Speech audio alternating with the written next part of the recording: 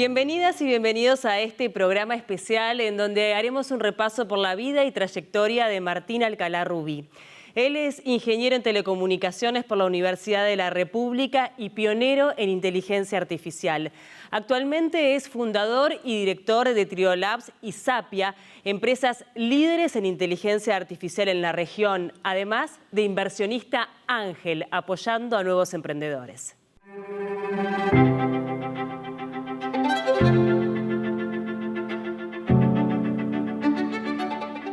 Martín Alcalá Rubí integra el Consejo Asesor de Inteligencia Artificial del gobierno uruguayo y fue reconocido en 2019 por la Asociación de Ingenieros del Uruguay por su contribución al desarrollo del sector tecnológico nacional. Fue el primer ingeniero menor de 40 años en recibir este reconocimiento. Es cofundador y CEO de Sapia, empresa que levantó unos 12.5 millones de dólares de inversores en Silicon Valley para desarrollar soluciones masivas de inteligencia artificial generativa en mercados emergentes. Previamente fue cofundador y CEO de Triolabs, firma de software de inteligencia artificial con más de 110 colaboradores y 150 clientes en Estados Unidos. También formó parte de Monkey Learn, plataforma de lenguaje natural en la nube adquirida por Medallia en 2021. Martín también preside Ultradrop y cofundó Ángel Club UI, primer club de inversores ángeles tecnológicos de Uruguay. Recibimos en mentores al ingeniero en telecomunicaciones y electrónica, Martín Alcalá Rubí.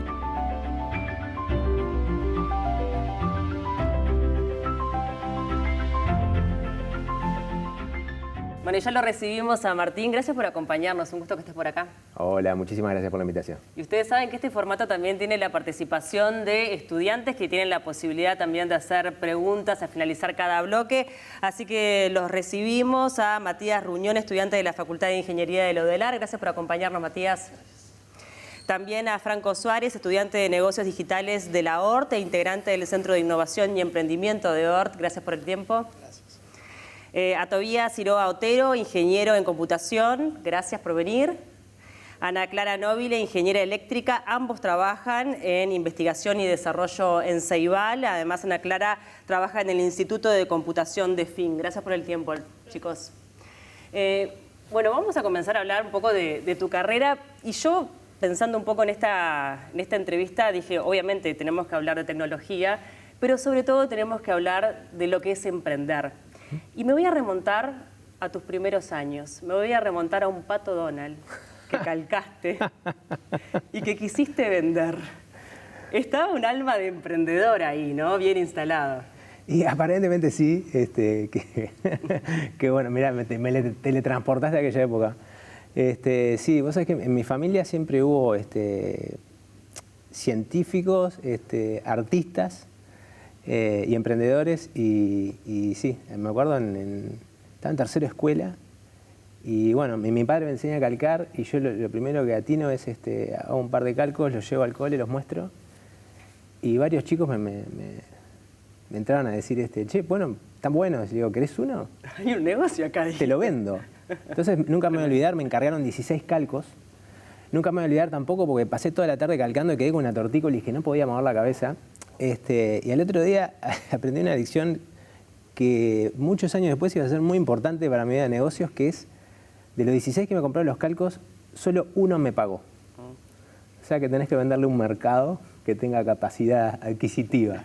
Bien. Pero bueno, era así, me teletransportaste. Está muy bien. Bueno, el tema de la computación, informática, tecnología, estaba muy cerca en tu familia por un tío que en realidad él lo que hacía era compraba partes de computadoras, las rearmaba y las vendía, ¿no?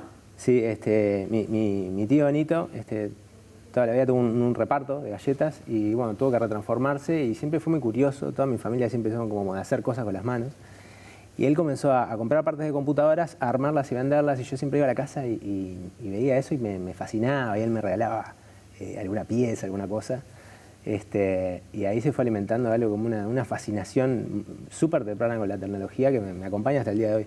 Bien, y llegaste a tener tu propia computadora, ¿no? Con mucho esfuerzo, imagino, porque además Sí. estamos hablando de que hoy hay una accesibilidad de la tecnología bueno, mucho más amplia, pero en otros tiempos tener una computadora en casa marcaba un diferencial. Claro, sí, tal cual.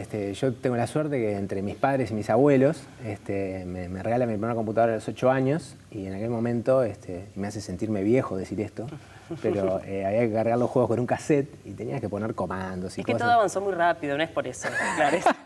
Está bien, es una buena manera de verlo. Claro. Y bueno, la cuestión es que yo de alguna manera tuve que hacer unos pequeñitos programas para cargar los juegos y después ya me llamó la atención y me cuentan mis padres que cuando se dan vuelta, yo tengo 9 años y estoy programando la compu y en aquel momento mirando manuales y cosas porque no había internet, no había nada. Entonces arranqué muy temprano. Y de forma orgánica, ¿no? O sea, como Tal que cual. programaste solamente por tu propia inquietud, desde un lugar, no sé, hasta instintivo, que es lo llamativo, de verdad, Sí, por necesidad, para jugar. para poder jugar. Y ahí mis padres y mis abuelos, después a los años, me regalan una computadora más potente. Yo una computadora muy pequeña, la primera que tuve, una Spectrum. Me dicen, para que aprendas jugando. Y bueno, hasta el día de hoy digo eso. Está muy bien. Arranca tu camino y de repente, obviamente, con la adolescencia, imagino que seguías indagando en el mundo de la tecnología, capaz que desde un lugar más lúdico, ¿no? Por interés, pero tenés que decidir a qué te vas a dedicar y la ingeniería era una opción. Ahí también hay que pasar un obstáculo, ¿no? Pensar en, me podré recibir, teniendo en cuenta la historia familiar, de que tus papás, los dos quisieron ser profesionales y por diversos contextos no pudieron. Exacto, sí, tal cual. Mis padres, los dos brillantes, le toca estar en la universidad en la época de la dictadura, se cierran las universidades y bueno, y después se novian, se casan, nos tienen a nosotros, a mí y a mi hermano, y no pueden terminar la carrera, empiezan a trabajar y eso fue algo que yo siempre como que vi de chico, ¿no? Como ese anhelo de haber podido terminar la universidad y no, por diversos factores no haber podido. Para mí fue algo súper importante, como un desafío como que nunca iba a poder superar. Pero bueno, por otro lado tuve herramientas que me inspiraron un montón. Yo, ya te digo, arranco a programar a los 8, contrato mi primer profesor de programación a los 12 años porque no podía ir a ningún instituto, primero que no habían. Por eso Entonces, no existían directamente. conozco en un videoclub a una persona que trabajaba en el videoclub, que había estudiado en Estados Unidos y que daba clases particulares. Esas cosas raras que pasan en Uruguay, que hay gente que tiene un desempeño increíble y que lo contrato yo por mi cuenta, le pido a mis padres, mis abuelos que me den la plata para pagarle mensualmente, estudio. A los 15 años ya estoy arreglando todas las computadoras del barrio. Y una cosa que me pasó es cuando llego a la universidad a los 18 años yo estaba aburrido de la informática. Tenía 10 años de informática arriba. Claro. Y ahí surge una nueva carrera que se llama Ingeniería en Telecomunicaciones, que mezcla un poco la física con las ciencias de la información, la teoría de la información y todo tipo de tecnologías que a mí me encantaban. Y bueno, me decido para irme por ese camino. Una carrera que sabemos es muy desafiante, sabemos que es muy exigente, pero que también está muy bien reconocida en el exterior, que me parece que es importante destacarlo, que vos lo has hecho en varias oportunidades, que la formación que te dio la Universidad de la República hoy te permite estar a la par de ingenieros de cualquier otra parte del mundo, ¿no?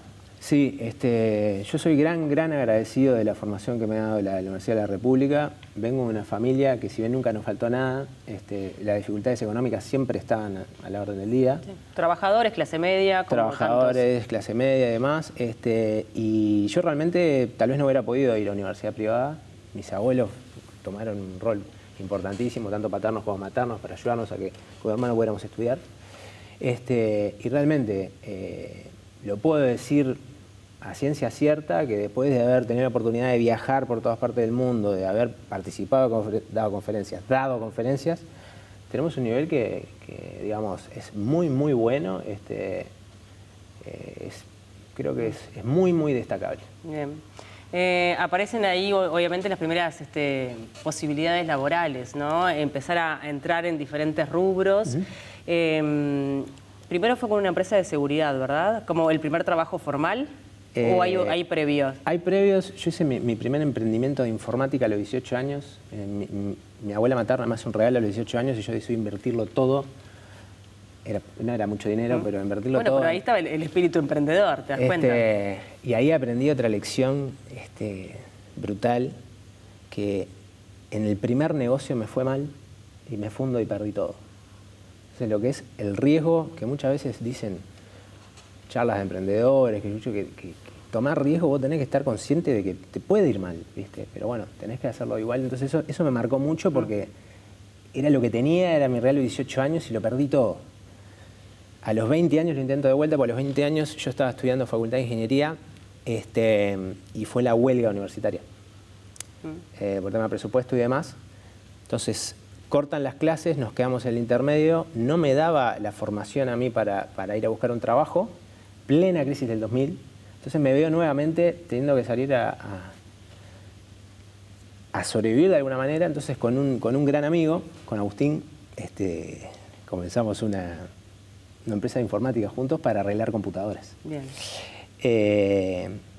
Y después, bueno, esas cosas de la vida, mi abuelo, que fue un gran mentor para mí. Yo cuando tengo 23 años estoy buscando trabajo en la industria. Me convocan para una entrevista a una empresa de seguridad informática, el señor Leonardo Berro, mi primer jefe. Y ese mismo día fallece mi abuelo. Entonces yo estaba en el velorio y dije, lo que más hubiera querido mi abuelo es que yo hubiera salido adelante. Él siempre me decía, tenés que estudiar, tenés que progresar, me regalaba las computadoras. Y decido ir a la entrevista, salir del velorio a Martinelli, ir a la entrevista en la empresa de informática y quedo seleccionado. Y eso me cambia la vida, porque paso de ser no sé, ¿qué es lo más junior que puede haber en una empresa? No sé, de técnico junior suplente, en 3 años paso a ser director de departamento de ingeniería, preventista, cerramos clientes súper grandes, aprendo un montón con Leonardo y bueno, me llevo un montón de las herramientas que hasta hoy día uso en las compañías. Berro te da también una gran lección que es cuidar al cliente o tratar bien al cliente, que eso también es algo que has aprendido y que es importante en pasar la posta, que es lo que buscamos en definitiva con este programa, inspirar a las nuevas generaciones, entender que uno puede ser brillante con lo que hace, pero si no entiende realmente lo que necesita el cliente, no va a poder avanzar. Totalmente. Yo me acuerdo de aquella primera entrevista que... Qué gracioso. Leo me dice, mira, porque yo llegué y no con mi escolaridad y mi currículum, mis notas de 2 dígitos, ¿viste? Y me dice, mira, todo bien con esto, pero acá si no sabes cuidar al cliente, por más que sea de Harvard, no entras. Y fue algo extremadamente importante. Y aparte de otra cosa, que también mucho lo que estudiamos es la parte técnica, yo jamás me hubiera imaginado que iba a terminar trabajando en el área comercial. Porque yo lo que quería era ser un científico, era ser un programador, era desarrollar algoritmos, era trabajar con tecnología. Y ahí aprendo lo importante que es esto y lo importante que es para que una organización sobreviva, que hayan clientes, que hayan cada vez más clientes y a su vez para los clientes lo importante que es que haya proveedores que les den valor. Entonces descubro un mundo nuevo. Está buenísimo. Quiero ir acelerando los pasos, así llegamos, ¿no? Pero, porque digo, si no podríamos quedarnos un montón en cada uno. Sí. Se te da la posibilidad de trabajar en una multinacional, una telefónica, que te va muy bien y que tenés posibilidades de avanzar. En un momento sé que postulaste para formarte en el exterior, no salió la jugada y ahí dijiste, bueno, está. Entonces voy a tener que dejar esto y emprender como yo siempre quise y arriesgar con todo lo que eso implica, ¿no? Exacto. Yo soñaba con trabajar en una multinacional y tuve la oportunidad. Movistar me da esa oportunidad y conozco a otro de mis grandes mentores, Ricky Ribeiro. Fortísimo abrazo. Y después de 3 años alucinantes, donde aprendí un montón de cosas, me di cuenta que quería ir por más. Aplico para un MBA que te daban una beca. Es una historia larga, pero era muy cortita. Quedo en los primeros puestos de toda Latinoamérica con un gran amigo y queda mi amigo. Y yo me voy para mi casa deshecho, digo, o sea, ¿qué hice? O sea, estudié, pasé la facultad, llegué a trabajar en una multinacional, estuve a punto de ir a París a España con mi novia, hoy en día mi esposa, no habíamos comprado los muebles para el apartamento porque si no, vamos a ir a España. Y en cero. Y ahí, una mañana, con un poco de resaca porque me había tomado unas copas el día anterior, entro a una página web de venta de dominios y por $10 compro triolabs.com y me adjudico el 100% de las acciones a mí mismo. Soy CEO, claro. Dije, no me quisieron dar el ascenso, entonces bueno, me fabrico algo que no vale nada, me doy todas las acciones y me hago CEO. Muy bien. Y arranca un camino vertiginoso que tiene un final espectacular, pero que me imagino haberlo vivido en carne propia fue bien desafiante. ¿Por qué siempre estuvo la mirada puesta en Estados Unidos? ¿Por qué llegar al Silicon Valley sabiendo que era inédito, al menos para esta parte del mundo? Nuevamente fue la necesidad.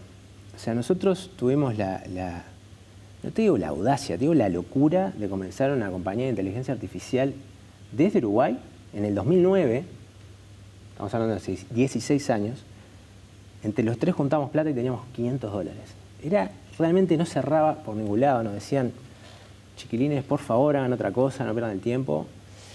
Y nosotros lo que dijimos fue, si vamos a hacer esto, tiene que estar buenísimo, si vamos a hacer esto, nos tiene que permitir trabajar en las tecnologías que queremos, nos tiene que permitir tener el ambiente y la cultura que nosotros queremos y nos tiene que permitir ganar el dinero que nosotros creemos que merecemos. Por eso Triolabs, los 3 puntos importantes.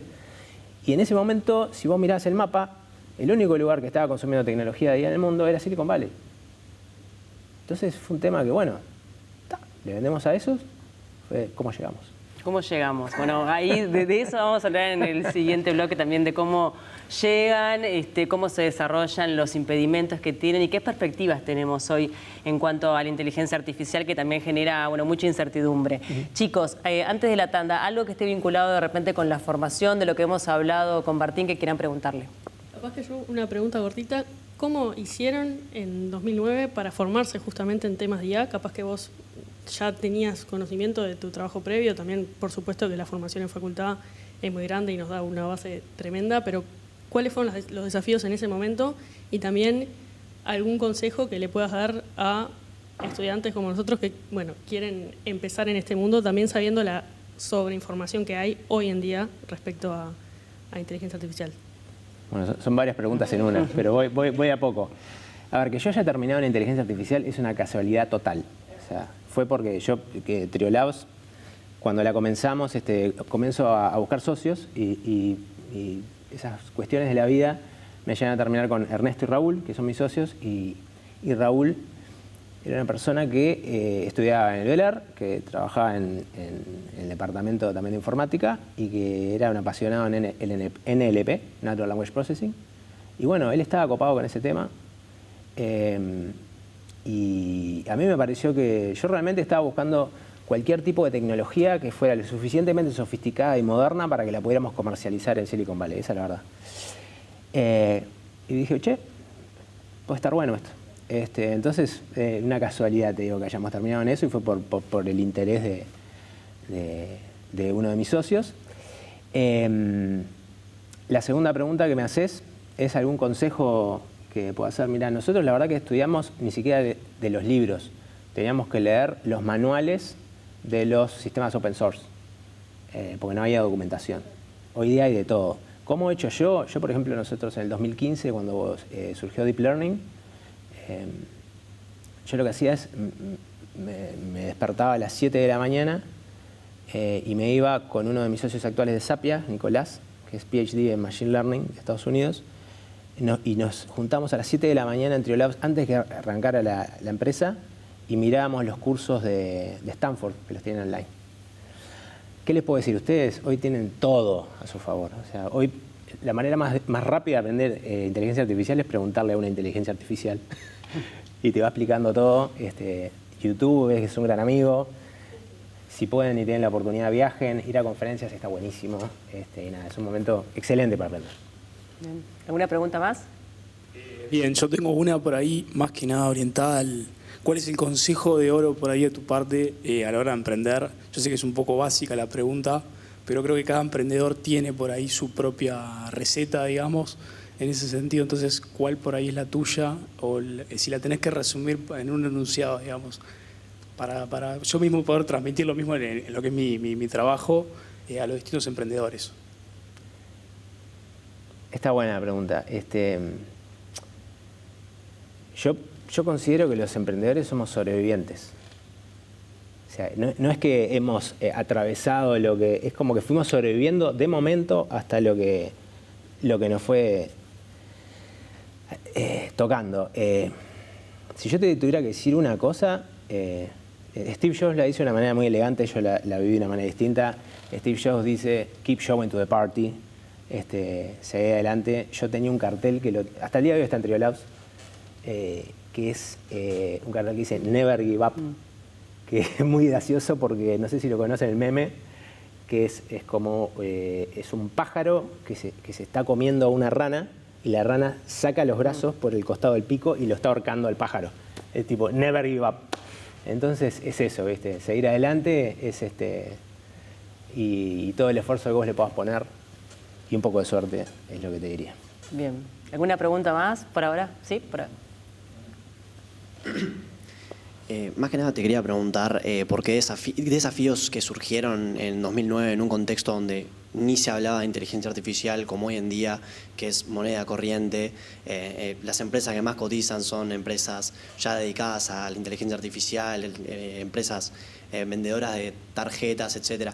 ¿Qué desafíos fueron los que se le presentó a Triolabs para salir adelante en 2009 cuando realmente la inteligencia artificial ni se conocía? Mira, me acuerdo de los primeros días que estábamos en una oficina sin ventanas. Hoy día tenemos 4 pisos enfrente de la Rambla. Que iba complicada la cosa, no conseguíamos clientes, ¿viste? Se nos sacaba la plata.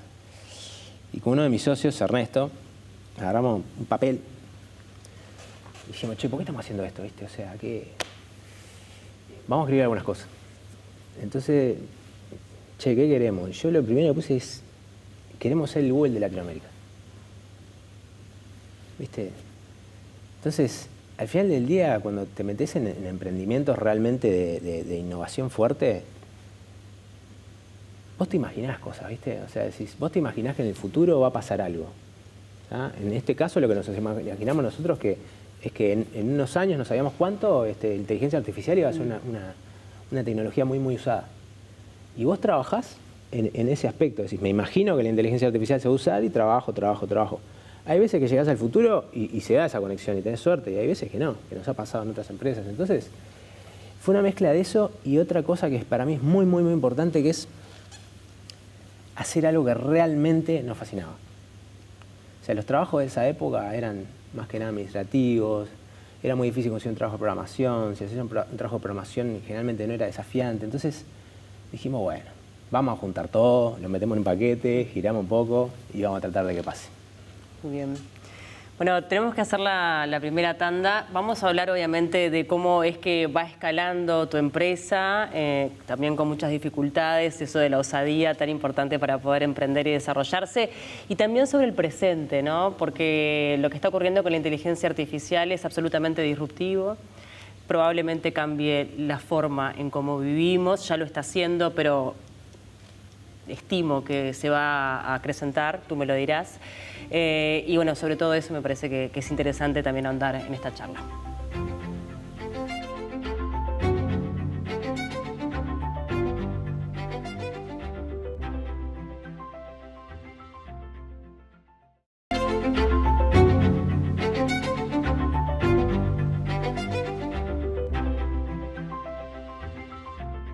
Bueno, la llegada del Silicon Valley se da, ¿no? Luego de muchos intentos fallidos, habría que decir, sí.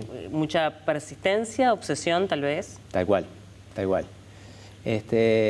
Nosotros básicamente de todas las condiciones que precisamos no tenemos ninguna, solo las ganas.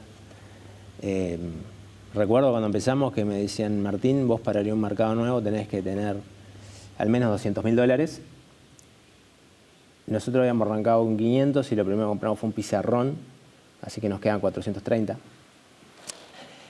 Pero bueno, teníamos las ganas, ese sueño loco. Y bueno, para llegar a Silicon Valley es una historia larga, pero estuvimos 1 año y medio vendiendo por internet, porque lo primero que haces cuando querés vender un mercado, te tomas un avión y te vas hasta ahí, nosotros no teníamos el capital. Estuvimos vendiendo por internet. Lo que hacíamos era, buscábamos en un foro muy interesante, una revista que se llama TechCrunch, que publicaba las oportunidades de inversión en Silicon Valley, las empresas que compraban a otras y demás. Entonces yo estudiaba el modelo de negocio de cada compañía que había levantado dinero, veía cómo le podía utilizar IA para mejorarlo y le escribía. Y así había mandado miles y miles de mails. También tenemos empresas que nos han ayudado mucho. La Robla es una empresa que nos ayudó un montón, que nos contrató un proyecto cuando éramos totalmente desconocidos. Y que nos ayudaron a mantenernos en ese tiempo. Está muy bien. Interesante. Historias, bueno, hay muchas muy pintorescas. Hay una de los piropos que me pareció muy buena. Sí, esa es mortal. Que terminó fallida también, ¿no? Bueno, más o menos, no tanto. Claro, relativo. Un poco conectando con lo que me preguntabas vos, de lo importante es que no rendirse nunca. Voy con esta historia larga, corta. Corría el verano de 2011. Habíamos largado los trabajos los tres, estábamos en Ingenio, en el Ecuador de Negocios. Se viene diciembre, no estábamos cerrando negocio, no estaba funcionando. No marchaba la cosa. Se venía el verano, todos mis amigos haciendo planes para irse para afuera y demás. Yo estaba obsesionado que teníamos que vender algo en Estados Unidos. Después de escribir miles de mails, llegó una compañía que había levantado $5 millones, tenía 20 millones de usuarios, que era una red social de piropos. Estoy hablando de 2009, pleno auge de Facebook y demás. Este era como el próximo Facebook, ¿no? Sin entrar mucho en tema, era una app que vos podías piropear ahí en la universidad sin saber... un pre-Tinder, por decirlo de alguna manera. Sin que sepan quién eras. Sin que sepan quién era. Anonimato. Para hacer la historia corta, yo les escribo a los founders, les digo, che, está buenísimo lo que estás haciendo, pero entiendo que si hay piropos lascivos o de mal gusto, eso te puede dañar muchísimo tu plataforma. ¿No será que está bueno armar un sistema de inteligencia artificial que lo detecte? Me contesta el fundador, que era un dropout de Stanford, y me dice, sí, Martín, buenísimo. Dale, bueno, hagamos algo, le digo. Yo te cobro, vamos a hacerte un prototipo. Si funciona, te cobro X. Si no funciona, no te cobro nada. Ok, y cuando quería acordar, tenía 500 GB de piropos en el disco duro y una oportunidad para trabajar en Silicon Valley. Ahí las cosas de la vida. Mi socio, el experto de IA, yo era el CEO, más comercial, tiene un problema de salud grave. Entonces tiene que dejar de trabajar. Entonces yo digo, no es para mí. O sea, estábamos acá, queríamos vender este mercado, consigo el lead, lo vamos a trabajar y o sea, estaba bien que no me hayan dado la beca y entras para atrás, ¿no? Que no sé qué, que no sé cuánto, que por qué. Entonces dije, bueno, voy a agarro los libros, me pongo a estudiar y me pongo a hacer el prototipo yo. Verano inolvidable, que trabajé hasta las 2 de la mañana todo enero. No me estaba saliendo el prototipo y por allá por la mitad de enero, gracias a Dios, mi socio se recupera, viene, se pone a programar un poco y me dice, Martín, esto es imposible. Y yo le digo, ¿cómo que? Es imposible, no se puede hacer por esto y esto y esto, y una limitación técnica, no sé qué, el corpus. Yo dije, está todo perdido. Con muchísimo dolor le escribo a este cliente y le digo, mirá, hicimos todo lo que pudimos, no sé qué, no sé cuánto. Lamentablemente me hubiera encantado trabajar con ustedes, pero no, técnicamente, con la tecnología de este momento no se puede. Martín, todo bien. Y me voy a mi casa destruido, la cuenta bancaria ya no me queda nada. Y una de esas noches que te martiriza, se me ocurrió una idea. Por eso nunca hay que subestimar el poder de las ideas. Digo, ¿qué tal que si yo le escribo a este tipo y me permite ponerlo en nuestra página web como un caso de éxito? Porque nosotros trabajamos para él, lo que pasa es que digamos, a nivel técnico no se podía. Voy y le escribo, hola, no sé qué, no sé cuánto, ¿te podemos poner en la página web porque no fue un tema nuestro? Por supuesto, Martín, somos todos emprendedores.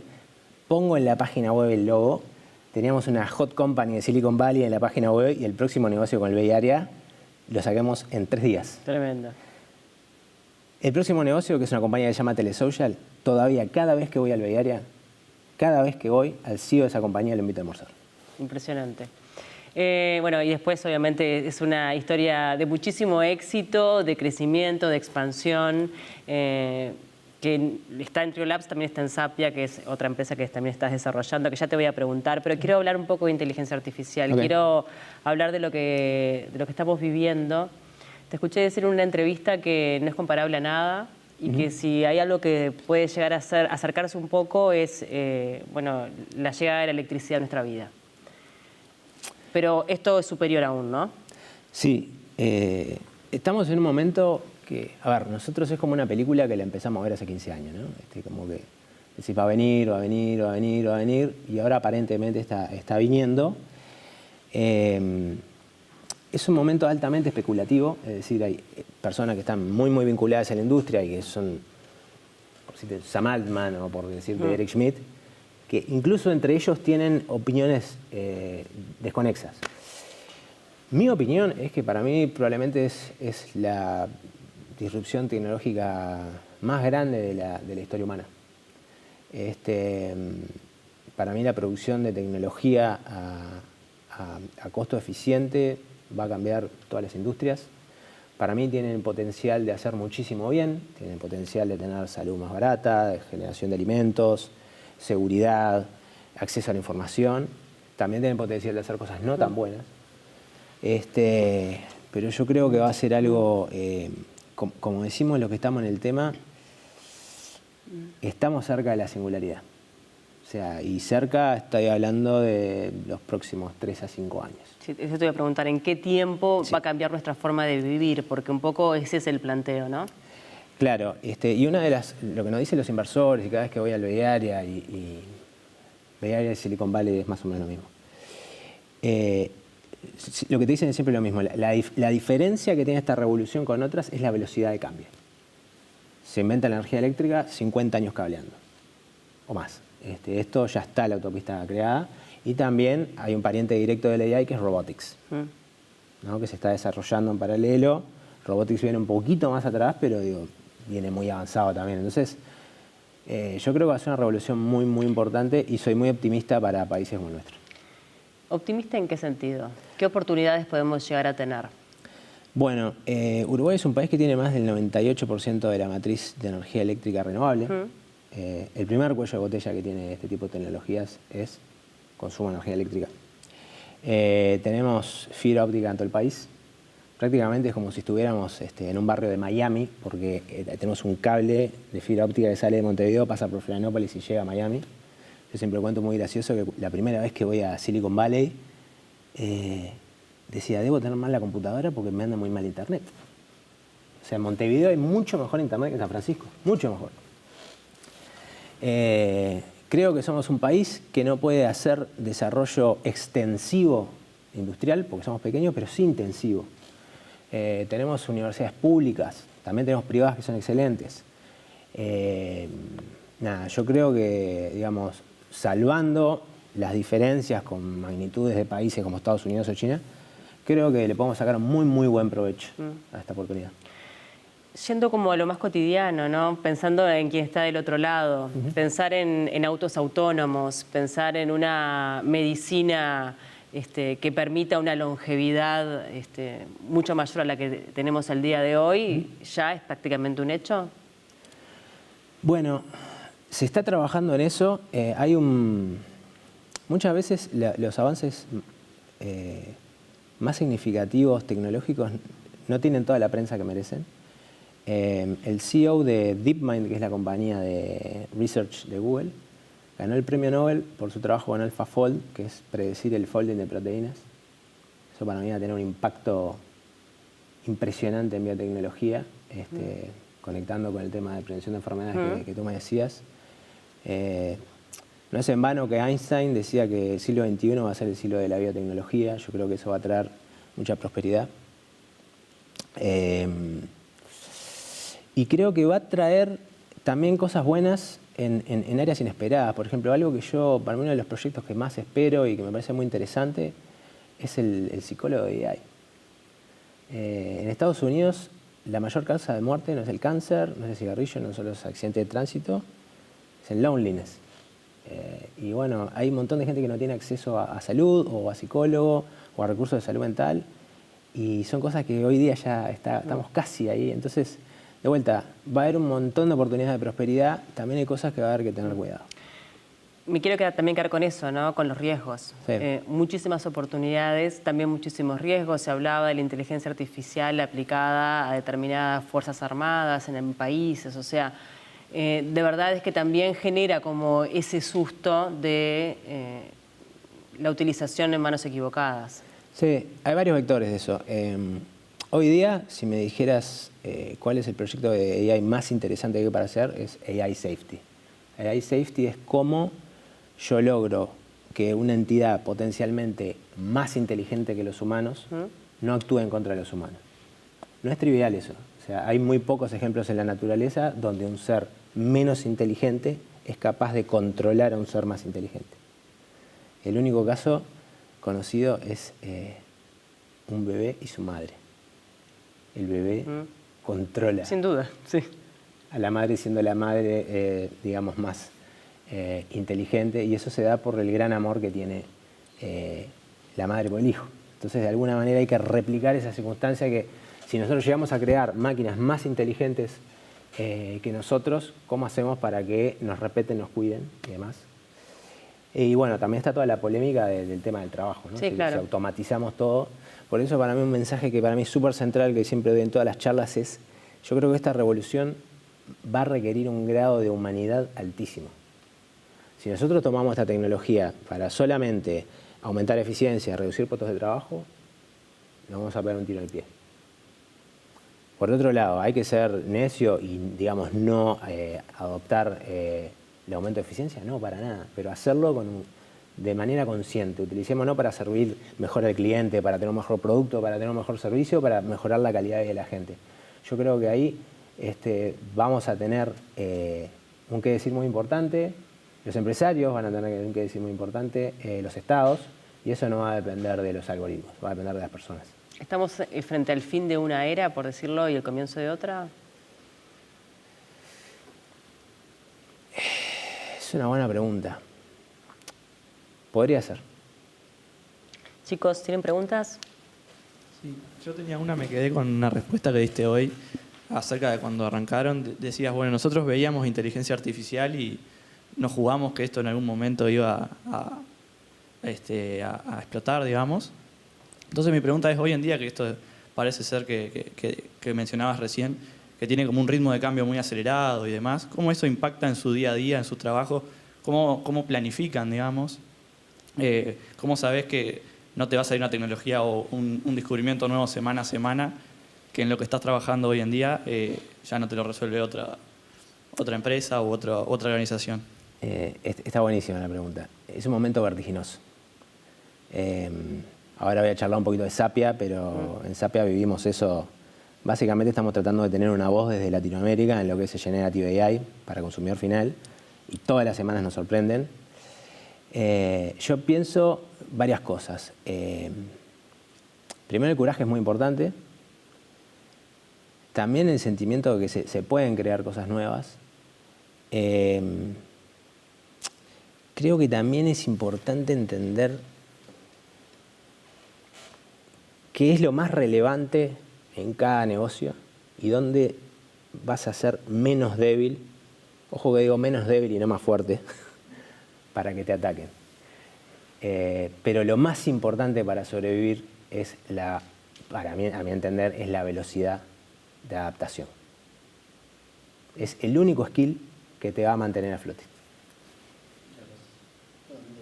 Tenía una duda, volviendo un poquito a los comienzos de Trial Labs y a los comienzos de tu etapa emprendedora.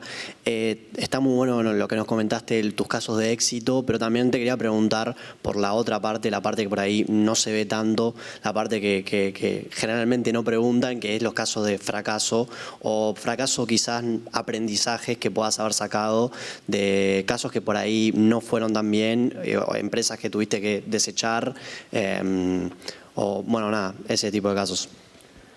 Bueno, un poco lo que he contado tiene un poco y un poco, ¿no? Tiene un poco de fracaso y un poco de... Yo lo que he aprendido es que lo más importante es el esfuerzo con cariño por algo que te gusta. Más que trabajar por un objetivo. ¿Hemos tenido que apagar empresas? Sí. Rápidamente te puedo contar 3.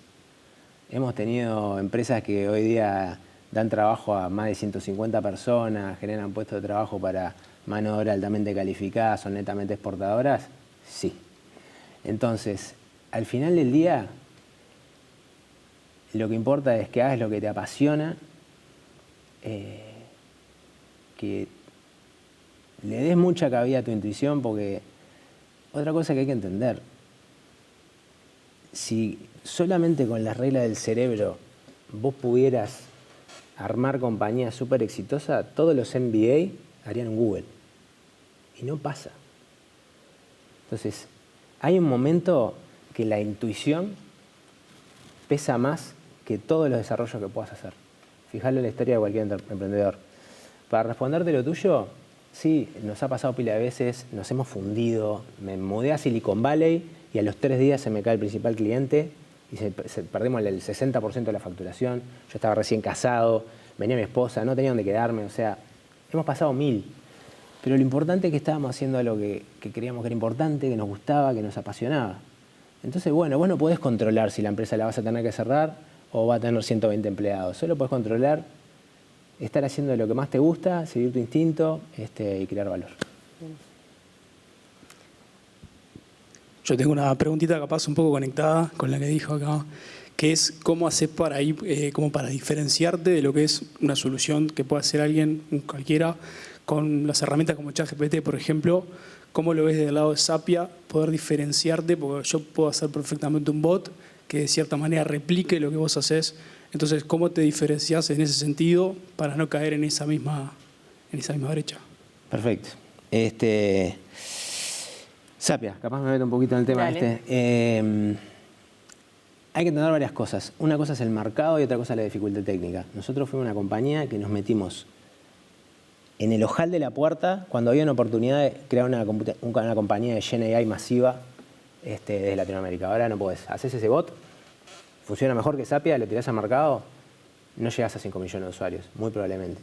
Porque hay un timing. O sea, nosotros encontramos un timing que era, lanzamos ahora, tenemos estos skills, este es el producto, podemos levantar plata y lo lanzamos. Con Sapia, desde que me puse el cartel de CEO en LinkedIn y no teníamos nada, nuevamente medí el 100% de las acciones, hasta que nos encontramos con nuestros socios, levantamos $5 millones y tuvimos el primer 1.000.000 de usuarios, pasaron 11 meses. Comparalo con la historia de Triolados, o sea, cada vez los tiempos se acortan. Entonces, nosotros con Sapia lo que estamos haciendo estamos intentando crear la iniciativa de GenAI más ambiciosa de Latinoamérica. Queremos hacer una AI que sea adaptada a las condiciones de Latinoamérica, medios de pago, tipo de comercio, plataformas que se usan y que tenga diferenciales suficientes como para que vos lo quieras utilizar en vez de ChatGPT en determinados momentos. En particular, está en WhatsApp, puede enviar mensajes de WhatsApp y demás. Y ahora en los últimos días, conectando con tu pregunta, Mark Zuckerberg anunció que quiere sacar a todos los bots de AI de WhatsApp, entonces nuevamente estamos viviendo la alegría de innovar. Está muy bien, bueno, ahí es el poder de adaptación en definitiva, ¿no? Exactamente. Vamos a hacer con la última tanda, vamos a hablar sobre todo de lo que son las reflexiones finales, de lo que nos espera y también en definitiva cómo podemos incentivar a otros a tomar la posta. Buenísimo.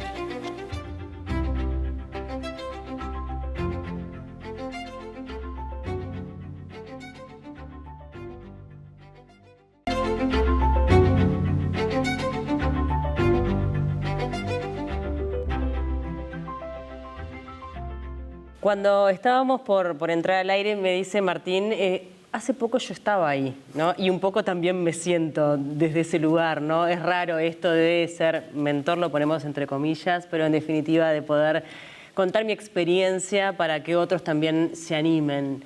Es que esto en realidad es como decías vos, un aprendizaje constante, un sobrevivir, un seguir siendo el emprendedor del principio, ¿no? Sí, tal cual. Creo que es más, me siento más cómodo de ese lado de la silla que Y una de las cosas que entiendo que es re importante para los tiempos que corre es ser un alumno eterno. Mientras te mantengas con curiosidad y con disposición a aprender, me parece que es algo súper importante. Bien. Hablábamos de inteligencia artificial, de las oportunidades que tenemos para nuestro país. Hablamos también del trabajo. ¿Va a cambiar la forma de trabajar? Probablemente. Eso está muy en discusión, muy en boga en este momento. Sin duda que es una herramienta que vino para quedarse.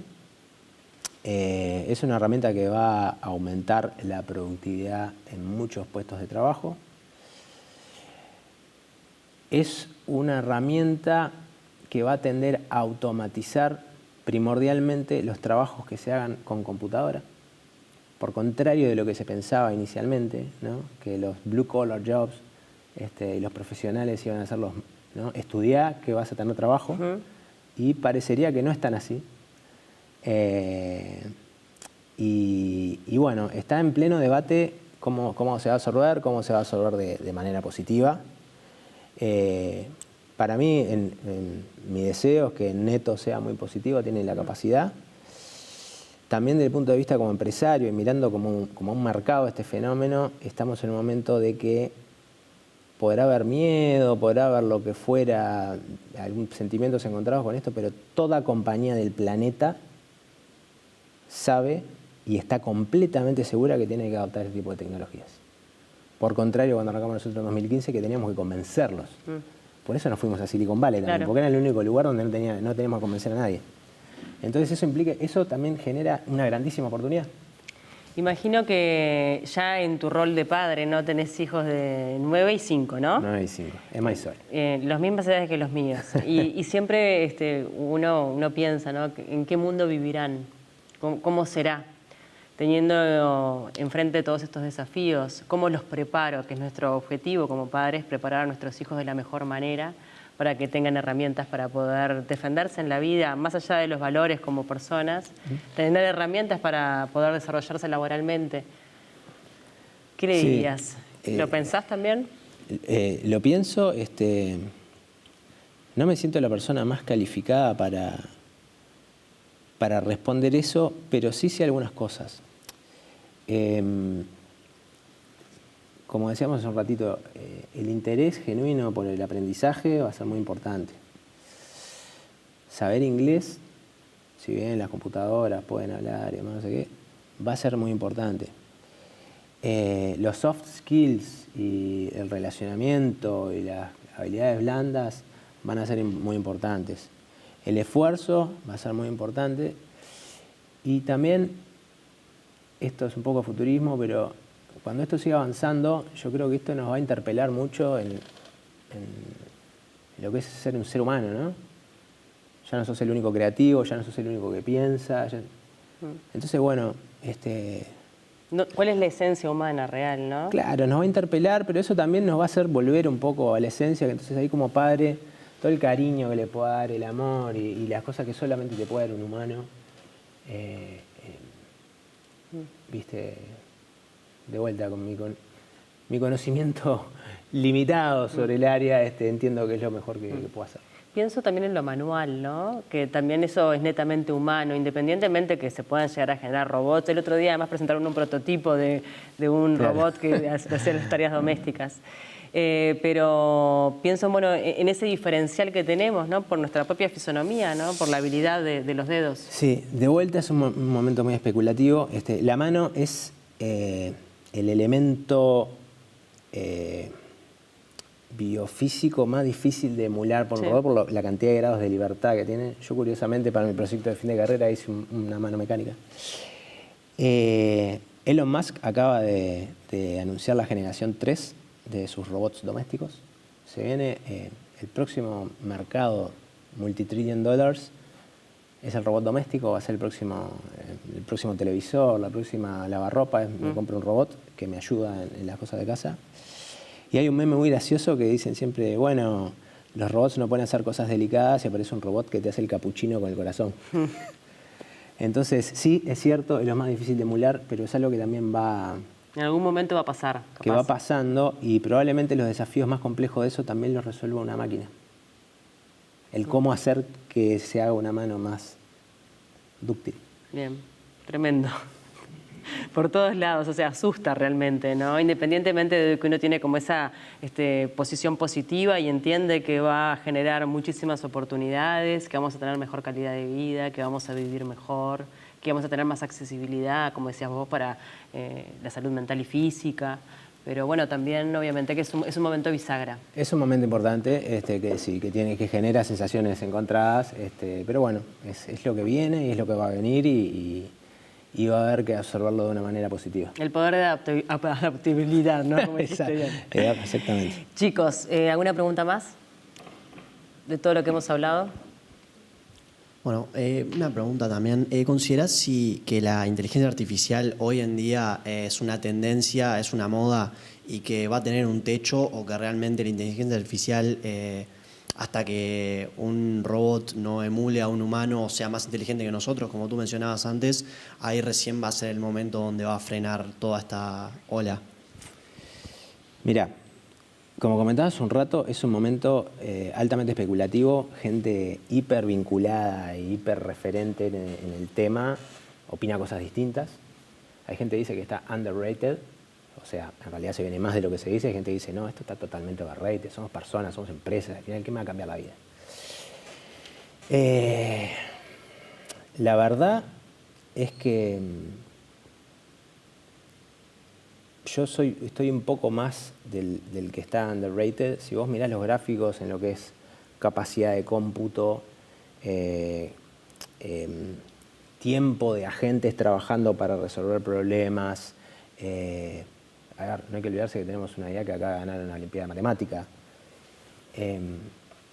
Yo pienso que están todas las condiciones para que se venga la singularidad que tanto se habla. Recuerden, el timeline de esto es, hoy día estamos con el estatus de AI que tenemos, después se viene AGI, que es Artificial General Intelligence, que es una AI que es capaz de ser más inteligente que cualquier humano en cualquier disciplina. Y después se viene Super Intelligence, que es más inteligencia que toda la raza humana combinada. Entonces vos cuando pensás eso y pensás que los expertos del tema dicen que estamos en un marco entre 5 o 10 años para AGI y 10 o 15 años para Super Intelligence, decís, bueno, lo mirás con otra perspectiva, ¿no? Te das cuenta que tenés que retroceder un poquito más y mirar. Entonces, yo realmente creo que se vienen cosas muy importantes y creo que está bueno todo lo que podamos aprender del tema, todo lo que podamos ayornarnos y cómo nos podemos posicionar lo mejor posible. Yo tengo una última preguntita. El otro día discutía con uno de los emprendedores hasta qué punto se puede automatizar lo que es la atención al cliente, más que nada por el área de que hay cosas que tiene que haber un humano quizás, y en este sentido como hay que dos opiniones, hay gente que dice que se puede automatizar una parte, otros que el 100%. Entonces, nada, de curiosidad quería saber un poco tu opinión de esta temática. Tengo un amigo que me dice, gracias porque me acordé, tengo un amigo que siempre me dice, el futuro es una pesadilla de self-service. Yo creo que depende un poco. Hay casos que vas a preferir que te atienda una IA porque es más rápido. Yo qué sé, no sé, te dieron de baja un pasaje de avión, no vas a querer esperar. Querés saber, che, ¿qué pasó esto? No sé qué, ya te lo digo, te doy uno, ¿qué opciones querés? Hay lugares que va a funcionar Customer Support y en la gran mayoría. Hay otros lugares que no tanto. Por ejemplo, si vos tenés un médico y el médico está atendiendo al paciente de una manera le está dando, ¿no? Y tenés una enfermedad muy grave, probablemente quieras que te lo diga un ser humano antes que te lo diga una computadora. Entonces yo creo que el tema va a ir más por ahí. ¿Vas a tener el psicólogo de AI por $3 por mes? Capaz que sí, pero si lo podés pagar, capaz que querés ir con una persona. ¿Psicólogo de AI sabe más? Sí, sabe más, pero bueno, prefiero que me atienda un humano. Bien. Triolabs, Sapia y el proyecto musical, que no hablamos nada de eso, porque detrás de todo también hay un músico que trabaja hace años en diferentes proyectos. Bueno, sí, ahora la música la tengo un poco abandonada, pero yo soy recontra apasionado de la parte artística de la música. Tengo un estudio muy lindo en mi casa, estudié producción musical en Berkeley, tuve mis bandas con amigos. Me di el gran gusto de tocar el tributo a Jimi Hendrix en San Francisco. Impresionante. Me armé una banda con clientes, lo que hablamos de tratar bien al cliente, no sé qué, 2 pájaros de un tiro. Así que bueno, sí, es otra cosa que me apasiona y otra cosa que también la IA la está cambiando completamente. Bueno, vi que pasaste algunos piques también, ¿no? Vinculados con el tema de la guitarra y demás. Sí. ¿No?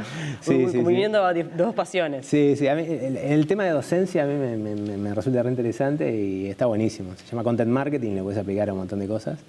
Me parece siempre re interesante. Bien, y bueno, con Sapia están, como bien decías, con esta mirada regional. Sí, o sea, Sapia fue, no te digo la culminación, pero el producto de 15 años de esfuerzo. O sea, nosotros arrancamos con $500, miramos para Silicon Valley, tratamos de emularlos, de imitarlos, y yo siempre veíamos que, recuerdo el primer cliente, que son tipos que van con una presentación, levantan un montón de plata y hacen algo, y nosotros siempre remándola, y después a los 15 años dijimos, che, ¿no será el momento? ¿Se podrá? Esto siempre arranca con un se podrá. ¿Se podrá hacer IA de Uruguay? ¿Se podrá hacer un producto? Tenemos una compañía también en el medio, Monkey Learn, que también se compró hace una compañía de producto de AI desde Uruguay. Fue adquirida hace unos años, capaz la primera venta de AI de Latinoamérica. Y con Sapia se podrá hacer el camino del emprendedor de Silicon Valley. Y bueno, con mis socios nos juntamos y ya le digo, formamos la idea, nos tomamos el avión, o sea, salimos a levantar capital en la región, pues dije, ahora sí. En aquel momento no me lo daban, pero ahora sí. Y no lo conseguimos. Conseguimos inversores ángeles, pero no capital institucional. Y nuevamente me tomé el avión para Silicon Valley. Y logramos algo histórico, que es en un mes y medio levantar $5 millones. Hoy día es la compañía de IA de mayor crecimiento de Latinoamérica. Tenemos $12.5 millones de inversión. Y realmente queremos crear una de las compañías más relevantes de Gen AI de Latinoamérica, para Latinoamérica, porque entendemos que también que todo esto está buenísimo, pero está buenísimo tener una voz en el tema. Si no, solamente terminás consumiendo lo que hacen otros. Y bueno, nos parece que es re importante poder aportar desde nuestra perspectiva, nuestro granito de arena, una solución más allornada para los latinoamericanos y que nos dé una cierta independencia en el uso tecnológico. Bien. Para finalizar, te quiero pedir si te animás a dar como, no ese consejo, pero bueno, esa voz de aliento tal vez, ¿no? Desde que de acá se puede. De repente nuestro mercado es pequeño, hay que mirar hacia afuera, pero tenemos los recursos humanos para poder hacerlo. Sí, yo creo que, a ver, hace 15 años cuando arrancamos estaba lleno de dudas, hoy ya tengo muchas menos. Lo más importante es las ganas, el empeño, la inteligencia, lo que le puedas poner. Si vos realmente, o sea, hay muy poca gente tan loca que esté dispuesto a dejar su trabajo, la estabilidad, lo que fuera, para ir y generar un emprendimiento y levantar capital y demás. Y realmente se puede. O sea, y lo digo con toda la propiedad de haberme sentado con ingenieros en Silicon Valley años, y yo tuve 10 años viajando ya, viviendo. Entonces, son igual que nosotros, obviamente, son circunstancias distintas, pero se puede. Hay gente hiper exitosa en Uruguay, uruguayos en el mundo, como lo hemos charlado. Entonces, se puede, es un momento excelente. Hay que tener coraje, hay que hacer lo que uno le divierte, lo que uno le gusta y pensar en positivo y soñar en grande. Me encantó. Gracias por acompañarnos, chicos. Gracias, Martín, por el tiempo. Por favor, placer. Nos despedimos, nos encontramos la próxima. Gracias por estar del otro lado.